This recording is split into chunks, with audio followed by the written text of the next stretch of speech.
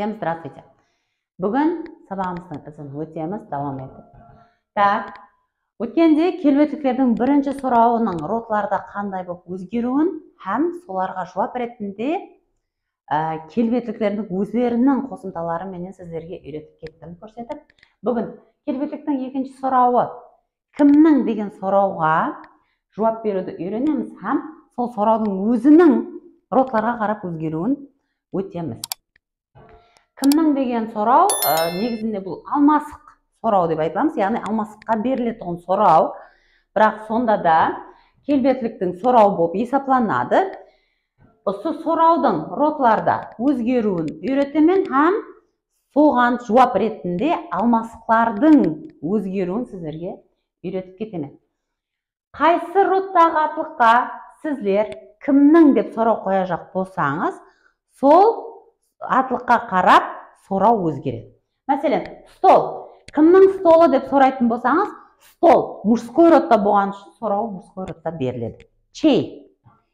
Женский роттағы атлыққа сол кімнің деген сұрау уже чей болмайды, чия болып өзгереді. Средний роттағы атлықларға чио деп сұрау береміз. Бұны еслеп қалуыңыз керек болады.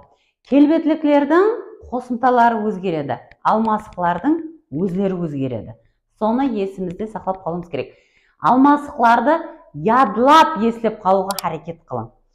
Ал келбеттілердің болса, қосымталарын еслеп қалуға харекет етің.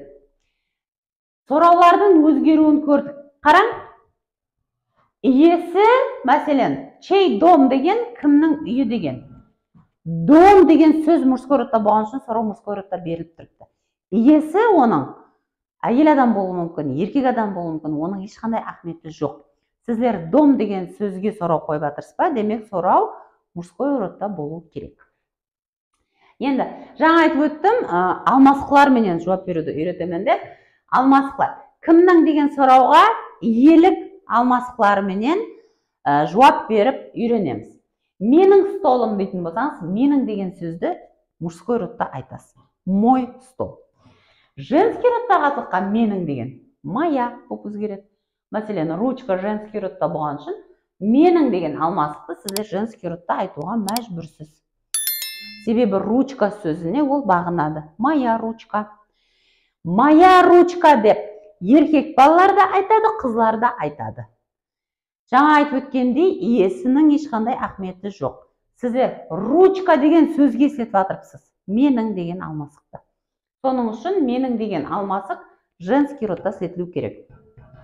Мое слово, менің сөзім.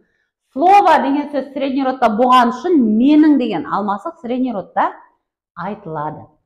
Соның менен бірге басқа алмасықларда тап сондай. Және бір мәрте қайталайман, құрметті оқушыларым, мен тыңдаушыларым, алмасықларды солайынша ядлап қалуға харекет қылың. Келбеттілердің қосымталарын ядлауға харекет қылың. Твой дом.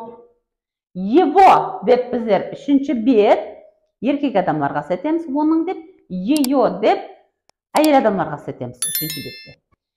Біздердің қаламыз наш город, сіздердің қалаңыз ваш город, олардың қаласы их город.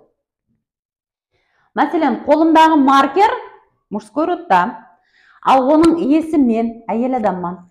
Менің ешқандай ахметім жоқ. Маркер деген сөз мужской родта болған үшін менің маркерім деп айтатын болсам, мой маркер. Менің факультетім, мой факультет. Менің телефоным, мой телефон. Телефон маған тиесілі, мен әйел адамман. Бірақ мен ешқандай әйел адам екендігім бұл жерде ахметке ие емес. Телефон деген сөзге сеткенім үшін менің деген сөз мужской родта айтылады. Соның менен кезектегі сабағымыз тамам. Біздер менен har сабағымызды көріп барып жатырсыз деген үміттемен. Бүгін және тапсырмалар беріледі. Һәм сол тапсырмаларға дұрыс жауапларды комментарияға жазып қалдырың. Һәм каналымызға ағза болың. Берген мағлұматларымыз пайдалы болып отырған болса, лайк басың.